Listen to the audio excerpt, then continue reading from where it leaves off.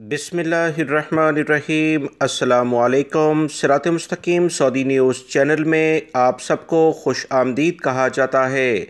आज 9 फरवरी 2022 है। सऊदी वज़ारत सेहत की जानिब से कोरोना से मुतल्लिका ताज़ा तरीन अपडेट जारी कर दी गई है, जिसमें बताया गया है कि पिछले 24 घंटों के दौरान सऊदी अरब में 3162 अफराद कोरोना का शिकार हो चुके हैं।